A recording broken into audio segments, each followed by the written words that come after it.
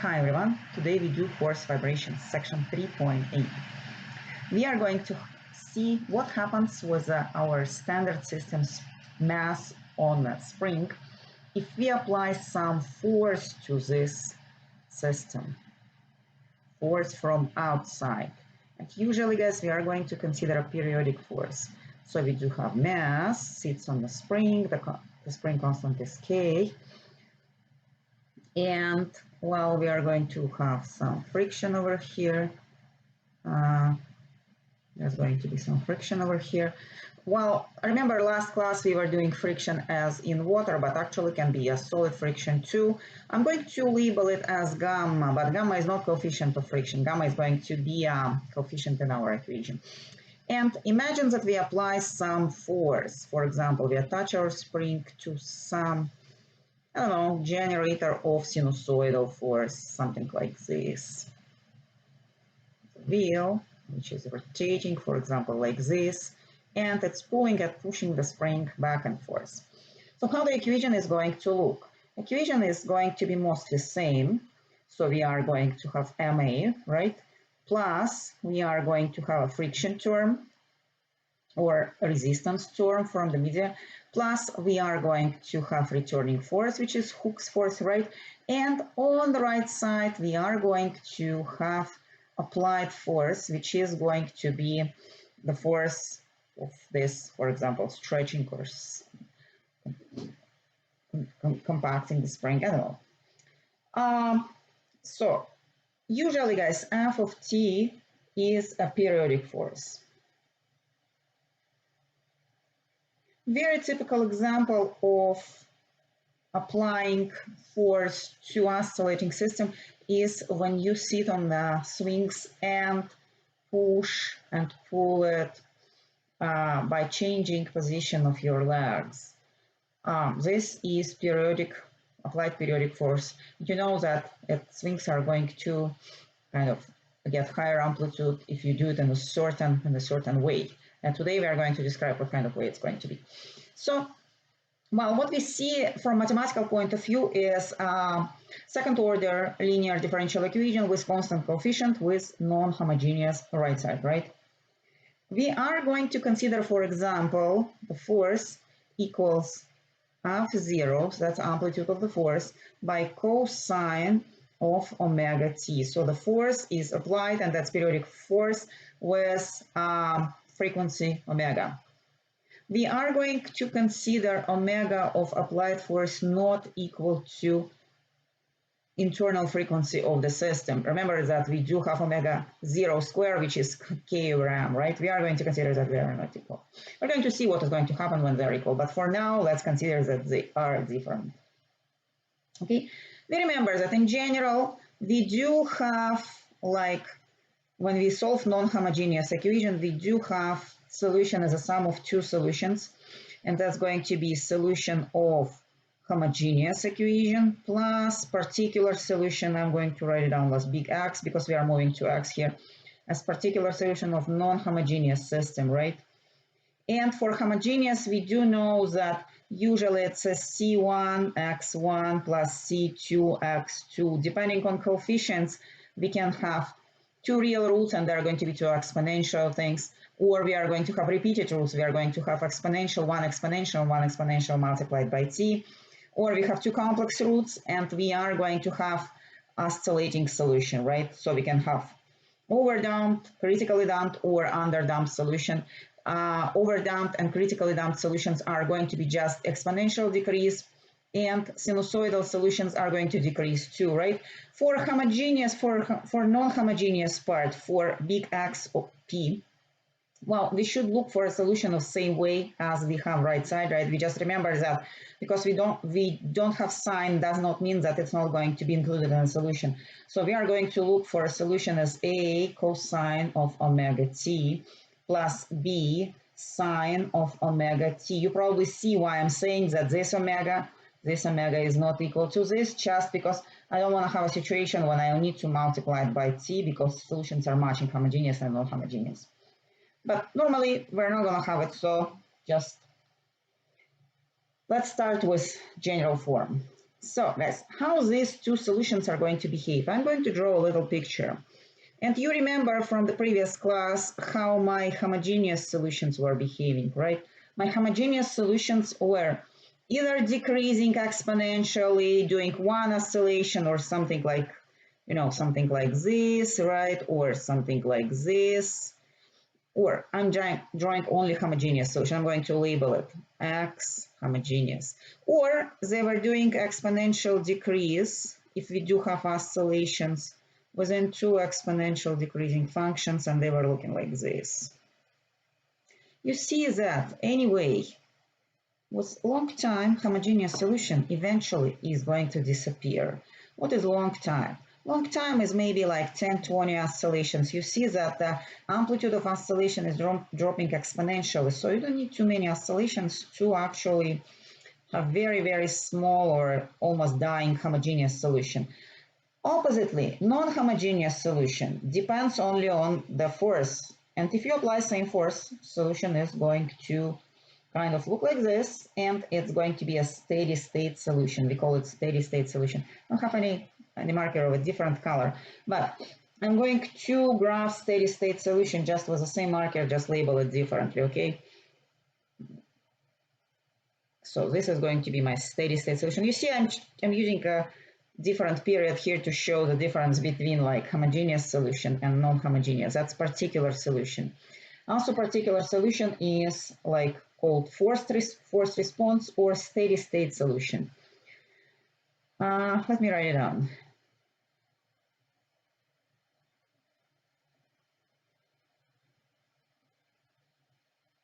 Steady state solution, that's a forced response. That's what we have after we apply some force. And homogeneous solution, you see that it's decreasing to zero eventually, like after some amount of oscillations. Well, also called forced response.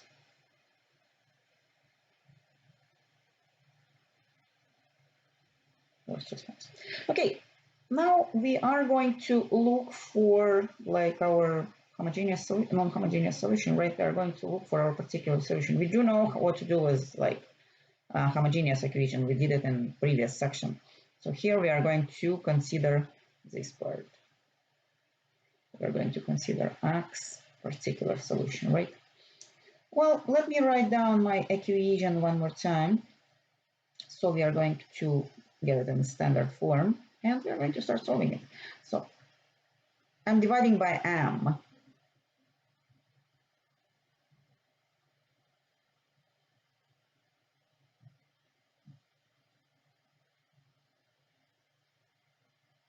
And, well, I'm going to look for particular solution as a cosine of omega t plus b sine of omega t. To find coefficients a and b, I'll need to differentiate it once, differentiate it twice, plug it into the equation, and make it equal to the right side, right?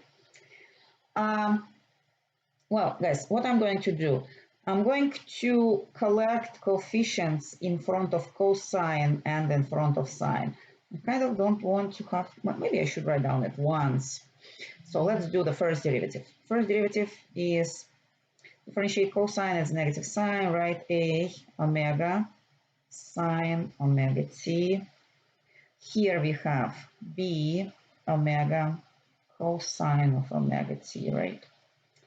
And the second derivative. Maybe I can fit second derivative here too.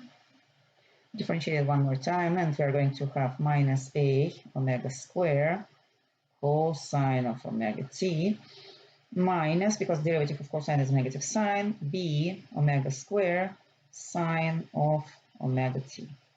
Well, we did all derivatives. Now we are going to plug it into the equation. That's where I don't want to actually rewrite all this into the equation. I'm going to just collect the coefficients of cosine and sine, okay? Well, just watch how I do this. Coefficient of cosine of omega t. Well, from this term, the only cosine is this one, right? And I'm just going to copy the coefficient itself. I'm not going to copy cosine. So it's minus a omega square. from this term, first derivative, cosine sits here and multiplied by gamma over m, right? So I'm going to write down gamma over m b omega. And for this term, I forgot x, by the way, here. I'm going to just have k over m. I'm going to label it as omega squared later. And a, and that's going to be, the cosine does not have anything else. And it's supposed to be equal f0 over m, right? The coefficient of cosine. Well, not very complicated, but kind of long. Coefficient of sine of omega t. Now, from the second derivative, coefficient of sine is minus b omega squared, right? Here I'm going to get gamma over m. And first derivative sine is negative minus a omega. And then k over m. And sine here is just b. And that's supposed to be equal to 0 just because there is no sine here, right? Okay. So basically, we have two equations, two unknowns, a and b. We're just going to solve for a and b. And you do have this solution in the book. It's just like maybe you should try once to do it by yourself. What I'm going to do, guys, I'm going to take the last equation and solve for b. So from the last equation, let me unify them into a system. From the last equation, I have b. Well, this one, you know, it's omega square, omega 0 square, so I'm going to write down omega 0 square minus, and I have omega square, right? And I'm going to move this part to the right side and have a omega gamma over m. Well, from where b is going to be equal a omega gamma over m divided over omega square minus omega. You see why I did not like the idea that omega 0 is omega are equal to each other. Eventually, we are going to get it in the denominator. Well, I'm going to take this b and plug it into my first equation and solve it for a. And simplify a little bit a part 2. So for the first term, I have omega square here minus omega plus gamma over m omega. Instead of b, I'm going to plug in this crocodile. A omega gamma over m omega 0 square minus omega square, and it's supposed to be f0 over m. Doesn't look very simple, but we can simplify it a little bit by just bringing two common denominator and solving for a eventually. Well, I think I'm just going to solve it for a.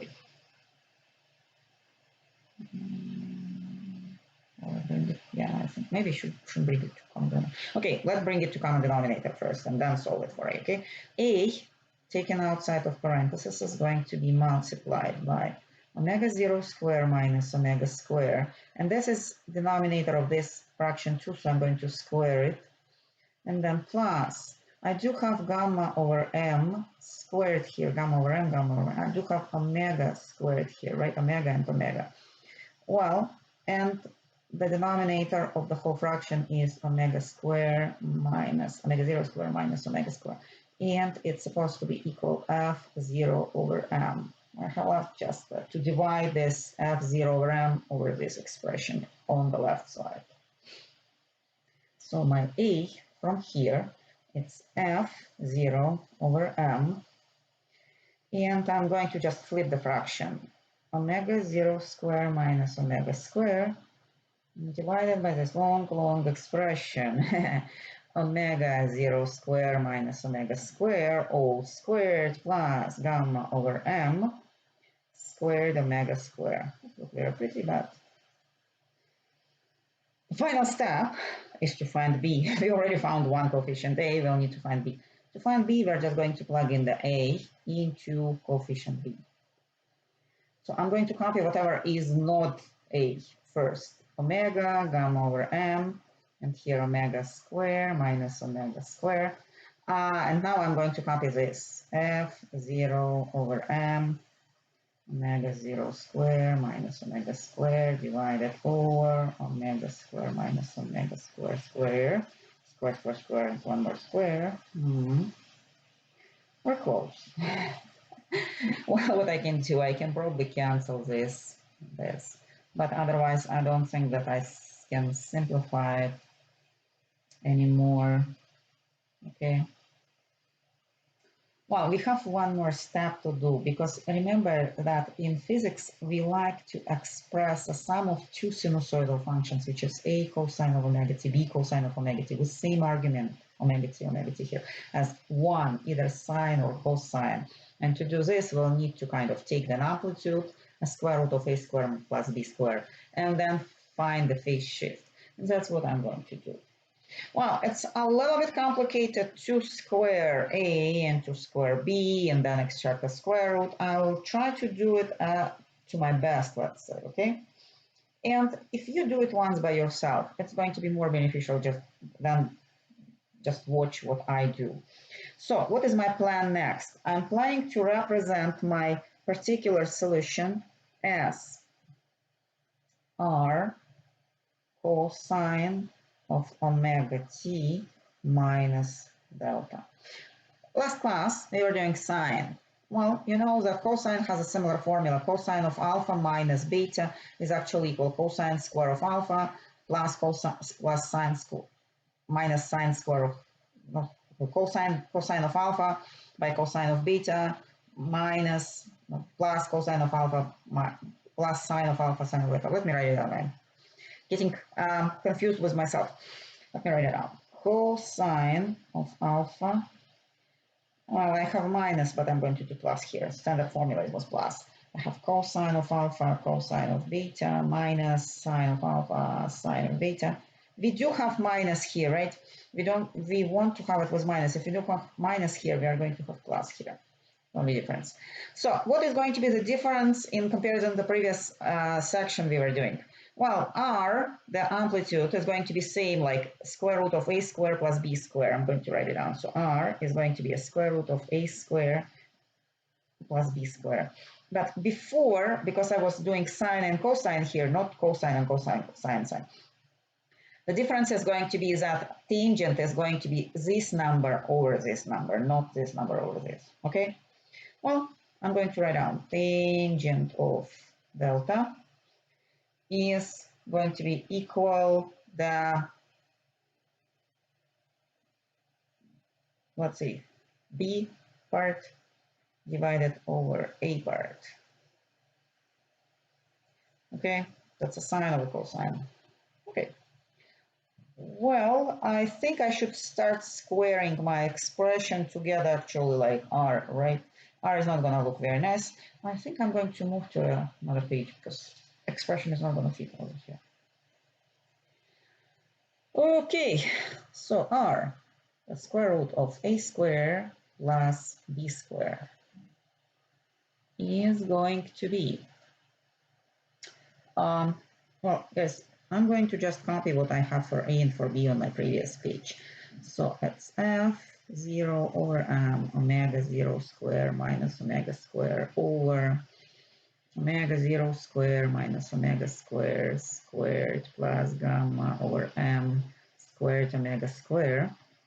So that's my a, and I have to square it, and then plus b, and b is omega gamma over m f0 over m, and just denominator omega square minus omega square squared plus gamma over m squared omega square, and also squared, right?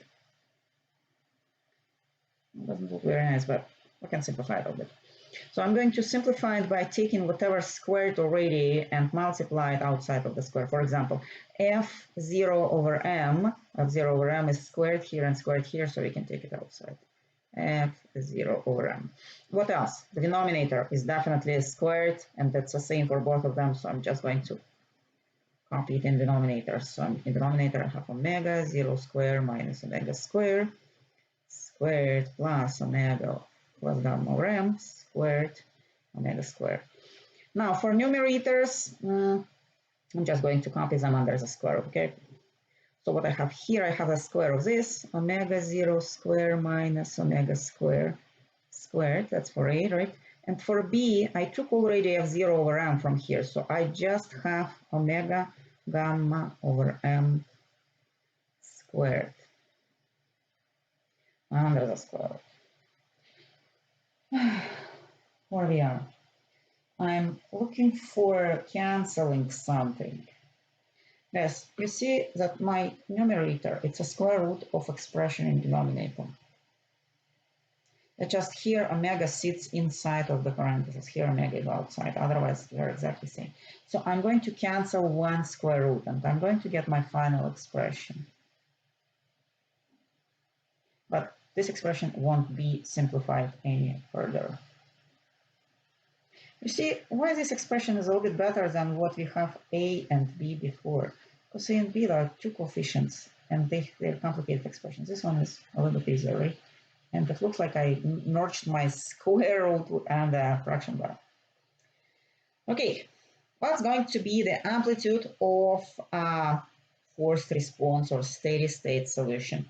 Normally, guys, no one is asking you to solve it in general. We're doing it in general to show you specific details of this amplitude, or how amplitude is going to behave if you change this omega, if you bring it closer to omega 0.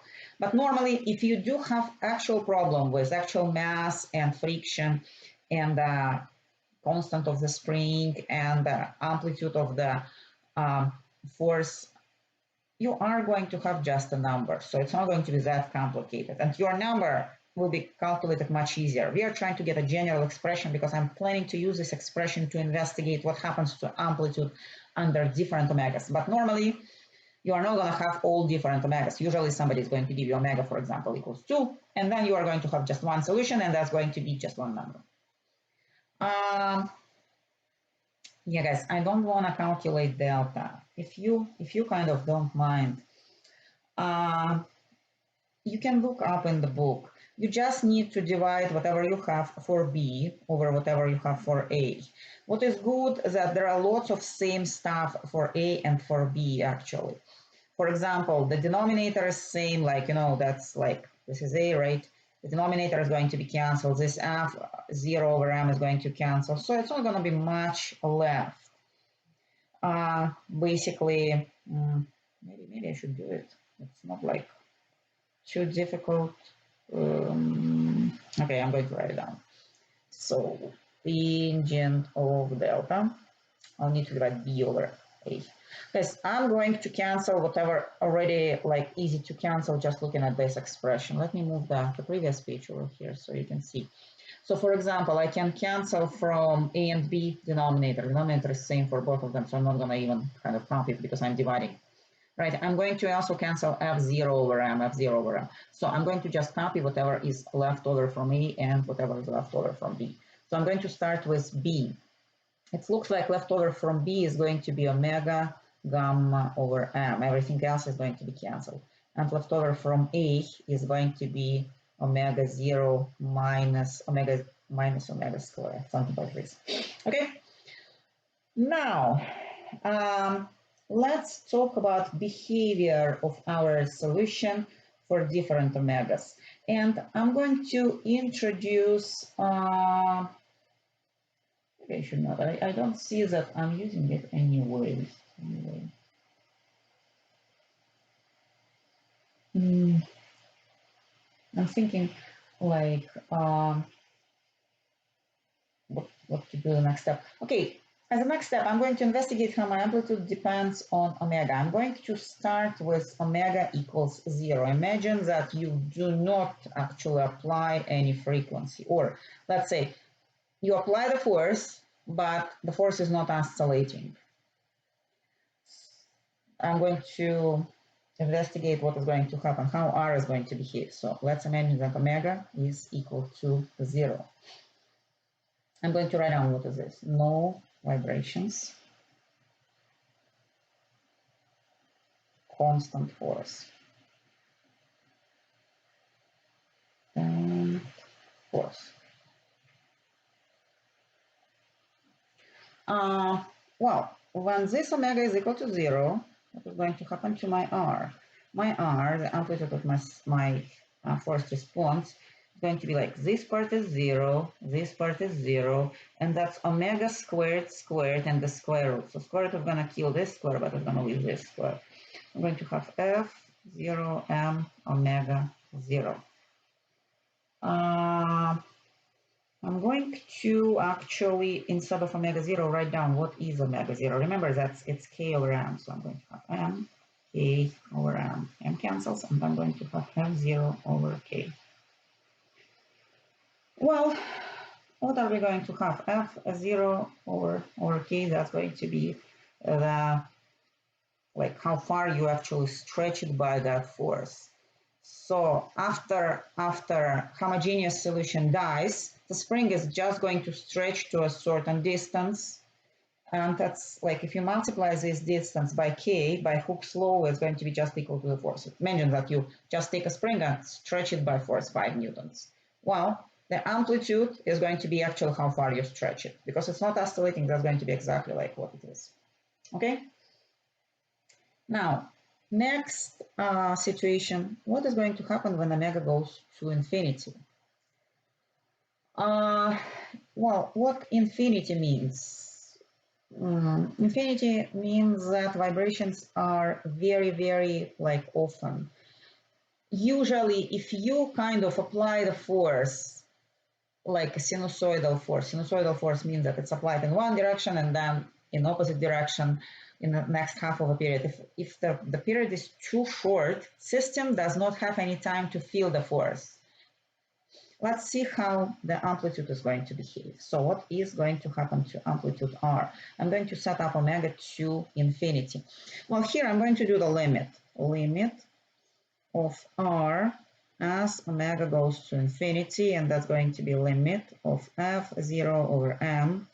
Omega goes to infinity, 1 over square root of omega 0 square minus omega squared squared plus gamma m omega squared. So what is going to happen? Well, when this omega goes to infinity, of course, it's going to prevail this little omega, right? So we're just going to forget about it, or you can divide by it and take this omega outside.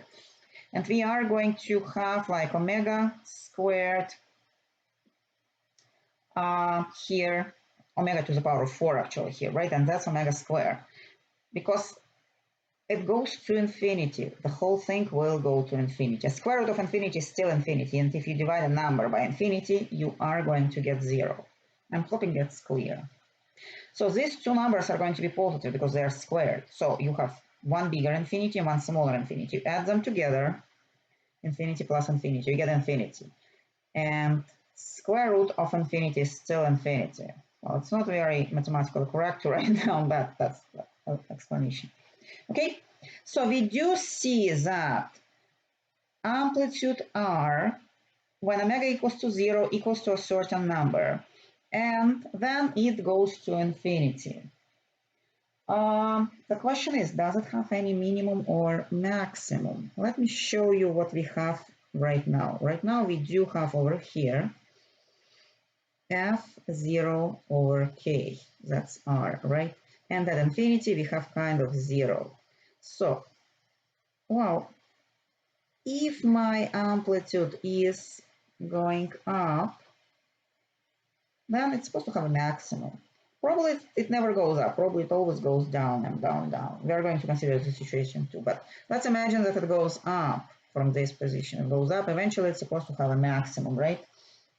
So question is, what is omega of this maximum position, maximum amplitude?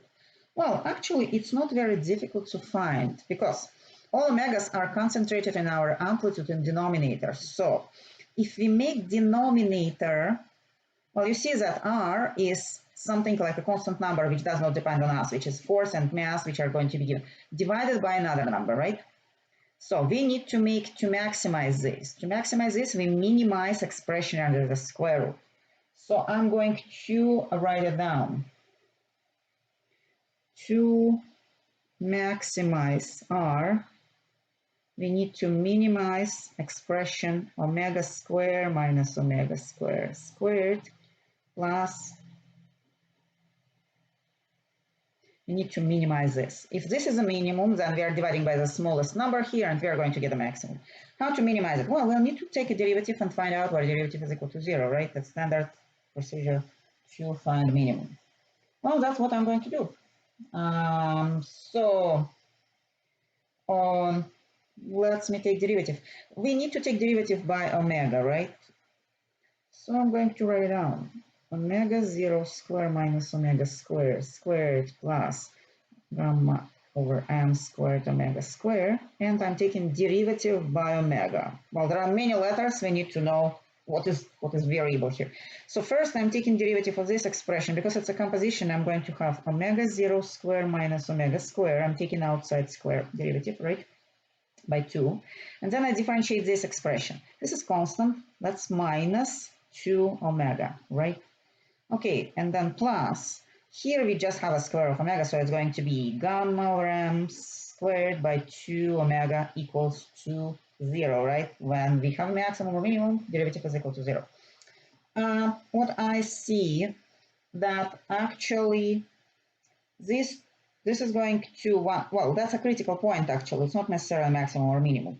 I can take omega outside, even 2 omega outside of this both terms, right? Then I'm going to have 2 omega 0 minus omega square. This was minus, sorry, and plus gamma over m squared equals, supposed to be equal to 0. Well, there are two possibilities. This is equal to 0, and we considered already this. We are going to have just constant force. Or this is equal to 0.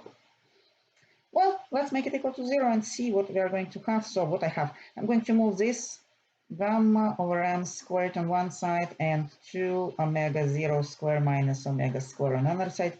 Well, divide over 2, and then I have to subtract omega, right, from one side. I'm going to write it down like this. I'm going to move this omega to the left side, and I'm going to move this term to the right side. Equals omega 0 square minus 1 over 2 gamma over m squared. Let me double check if I'm missing anything or no. No, doesn't look like I'm missing anything.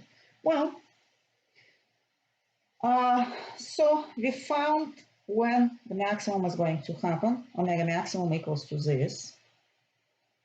Well, we did not check it's actually maximum, but you see that this is parabola. Parabola is going to have either maximum or minimum. Because it goes to 0, we're not expecting the amplitude to be negative, so it's not going to be minimum. It's going to be maximum. There is no other option for this. But, okay. Normally, guys, if our friction is not too high, let's say, I'm going to write out if gamma is small, or like generally speaking, this term is smaller than this one, then omega maximum squared approximately equal to omega 0. And this is called resonance frequency. And generally speaking, resonance frequency is not equal to omega 0, but for small friction, it will be close to omega 0, but for bigger friction, it's going to be further away. I'm going to draw several resonance curves, show you the graph, okay? And then we'll try to solve a problem. I will do standard resonance curves. Standard resonance curves are using special variables. So on x-axis, I'm going to use omega over omega 0. So actually, when this little omega on the top is equal to omega 0, I'm going to have 1 over here. What else? Over on this axis, I'm not going to do r. I'm going to do r k over f0.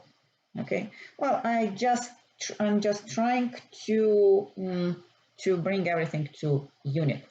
If I do r multiplied by k and divide by f0, I'm going to turn my r at 0 into 1. So I want to have 1 here, okay? So resonance curves.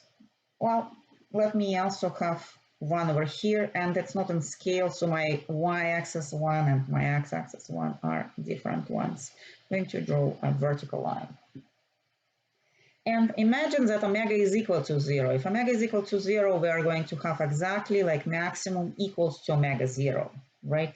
If gamma is equal to 0, so I said omega. If gamma is equal to 0, if there is no friction, we are going to have omega equals to omega 0, which is going to be, well, kind of going to bring us to resonance.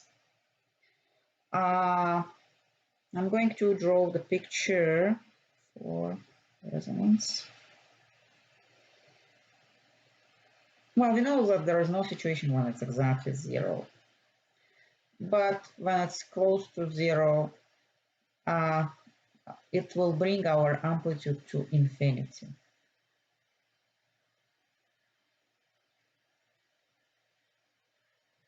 It just, maybe, give me a second, I'm going to bring the previous picture over here. This is my R, right? If my gamma is equal to 0, this term disappears. If my gamma equals to 0, this term disappears too, and I have my omega maximum equals to omega 0. If omega 0 is equal to this omega, it's going to give me almost 0 here. Well, almost 0 here means that I divide a number by almost 0. I'm going to get infinity. And actually, this is how infinity is going to look. Of course, I'm going to label this. This is gamma equals to 0. Well, of course, gamma almost never equal to 0, so it's going to be a little bit different from like omega maximum is going to be a little bit less because gamma is always equal to something a little bit less than normal omega, so it's going to be something like, first it's still close to 0, then it's going to go further away like this, bigger gammas. Well, I'm not very good in drawing, but the maximum is going to move this direction because omega maximum is going to be a little bit less than omega 0. And eventually, guys, we are going to have no maximum and something like this. So these are resonance curves for different gamma.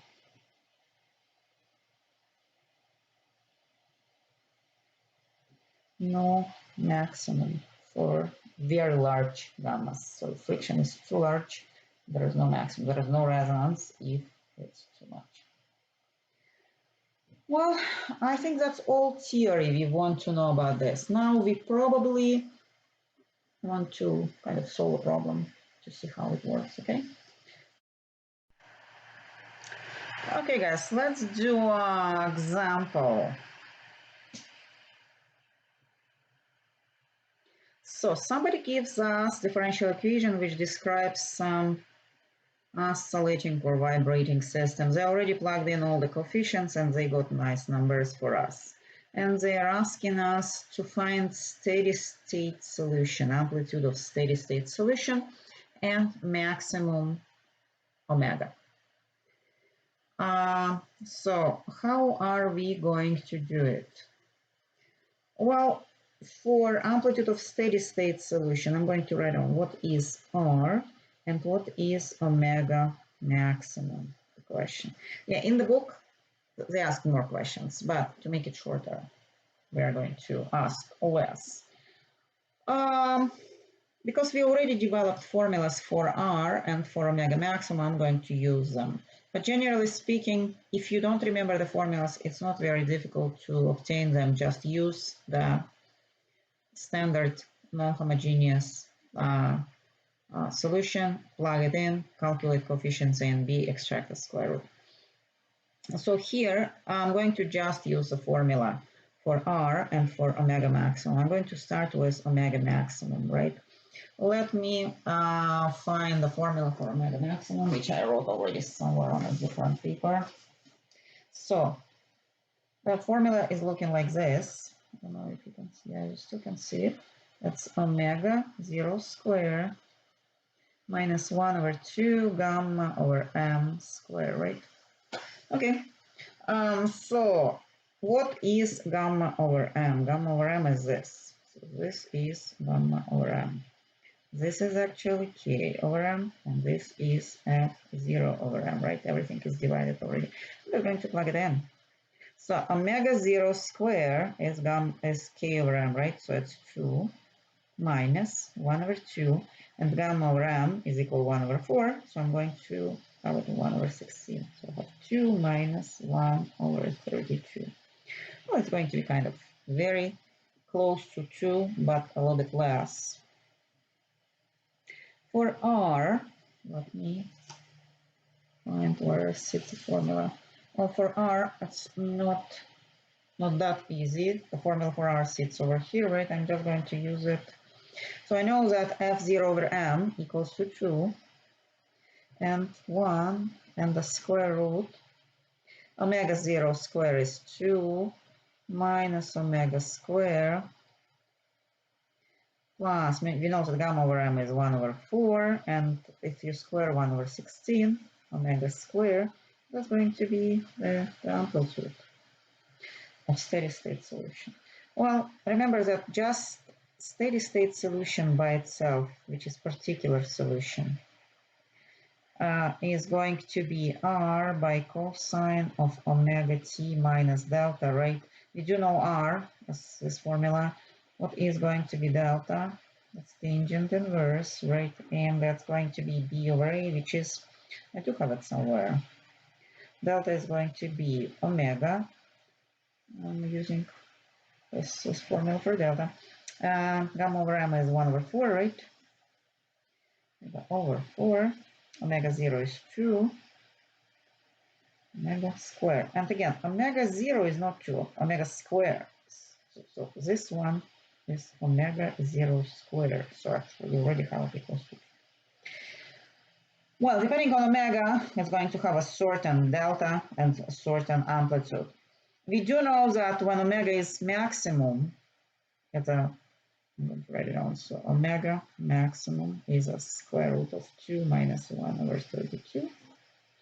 When omega is at maximum, we are going to reach maximum amplitude. But when somebody gives a certain omega, for example, omega equals to 1, you just plug in 1 here, and also like 1 over here, and calculate what is going to be the amplitude. And that's going to give you the answer to the question. In the book, sometimes they will ask you to find a homogeneous solution. If they do give you initial conditions, you will need to find homogeneous solution too. We already practiced a lot with homogeneous solutions, so I'm hoping that you can do it without my help. Okay, that's all. I'm planning to give a little demonstration of how the solutions are looking like for the springs, but it's probably not going to be in this video. Maybe I'm going to put it in a different one. Okay, that's all for this lecture.